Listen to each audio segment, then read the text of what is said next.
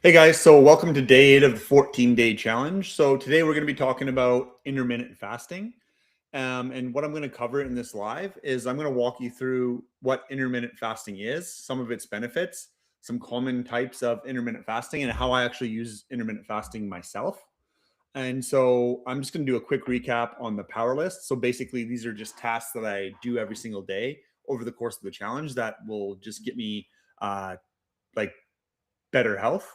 So the first one is stick to the meal plan. So I'm staying at my chosen carb level. So we have the strict, moderate, or liberal. And then the hydration. So that's the water, electrolytes, the sleep, my wake up time, my bedtime, movement. That's daily exercise or my daily workout. And then the accountability, which is just posting to the thread that I have in my Skool group. So let's jump right into it. So, what exactly is intermittent fasting? So, before I tell you exactly what I do, I just want to get on the same page about what intermittent fasting is, and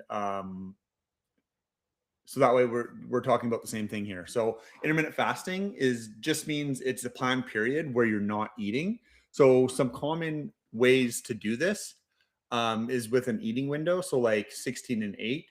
So you'll eat your meals in an 8-hour window, and then you don't eat for the other 16 hours. So some of the common ones are um, a 12-hour eating window and a 12-hour fast, 14 and 10, 16 and 8, and 18 and 6. So as you can see here, um, if you're more of a beginner, the 12 and 12 is probably a better place to start.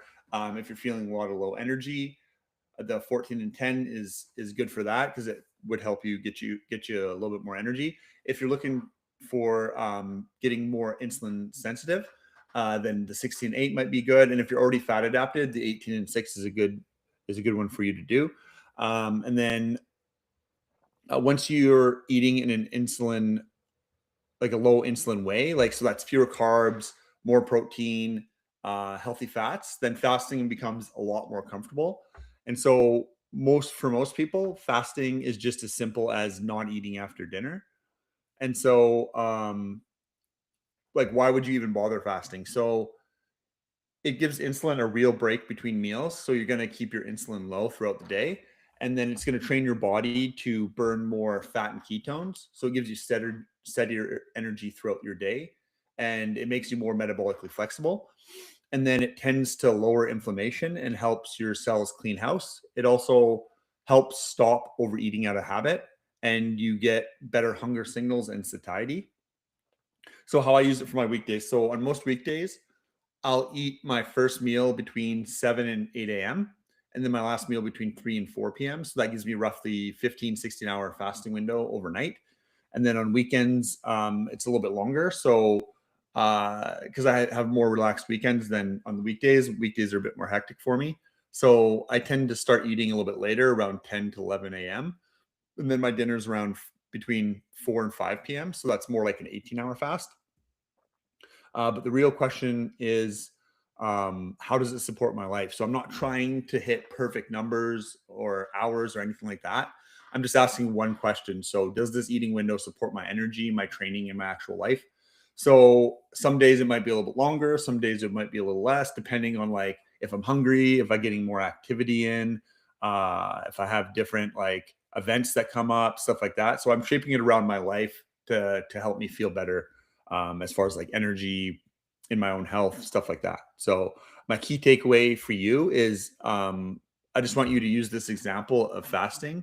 And I just want you to ask yourself, like, how will it support your own health and your own lifestyle? You don't want and then kind of tailor it to your schedule and stuff like that. So I'm going to go over what I did in my power list and like how it went yesterday. So the first one was my meals. So I stuck to my 2 meals usually of the day.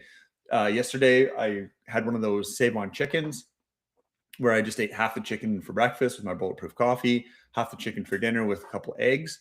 And then as you'll notice here, if you've been following me along, usually when I'm just focusing on carbs, everything else seems to fall in line when I'm eating till I'm full for each meal. So I'm getting over 2,000 calories, like 22 between 2,200 and 2,900. Usually, kind of depends on like how much activity I'm doing. The higher activity days, stuff like that, I seem to be eating a little bit more. I'm getting a good amount of protein, lots of fat there, and I'm staying under my carb count. So my next task is to get my water in and my electrolytes. So for me, it's 3 liters of water. And then I get my electrolytes in. So I'm salting my food quite a bit. And then I'm taking an actual electrolyte supplement. So for me, I'm using BioSteel. It's also a BCAA as well. And then my sleep, I go to bed at 9 and I wake up at 4:30. So my head's on the pillow before 9, so I'm ready to sleep by that time. And then my wake up time, my alarm goes up at 4:30 and I'm up out of bed right away. I don't sit there and snooze or anything. So if you're the type that snoozes, like I've mentioned in previous ones, make sure you're setting your wake up time before so you can snooze until the time you need to wake up. And then my movement, it was a push day yesterday, so it's pretty simple. It's just a bench press, incline bench, shoulder press, and tricep dip. Nothing crazy here. My workouts right now are more tailored towards running. And I just got back from injury, so I'm just getting back into the swing of things for this. But I'm going to be shooting for my sub 40-minute 10-kilometer run. So that's what everything's going to be geared towards. And then my accountability. So I just made a post to my check-in thread in my Skool group, and just to keep me accountable, that kind of thing. So everything is just super simple with this. It's either I did the task or I didn't, and then I won the day or I lost the day based on these 5 critical tasks. And so tomorrow I'm going to go into more detail about hydration and electrolytes and kind of what the hydration looks like for me, and then signs you could be dehydrated without knowing it. So if you want, you can feel free to jump into my free Skool group. So there'll be a lot of resources and stuff in there for you. So there'll be this challenge. You'll be laid out step by step. You'll have food lists, meal plans, and then accountability. So you'll be able to do this with other people that are all trying to do the same thing. So that's all I have for you today. I hope that was helpful, and I'll see you tomorrow on the next one. So have a good day.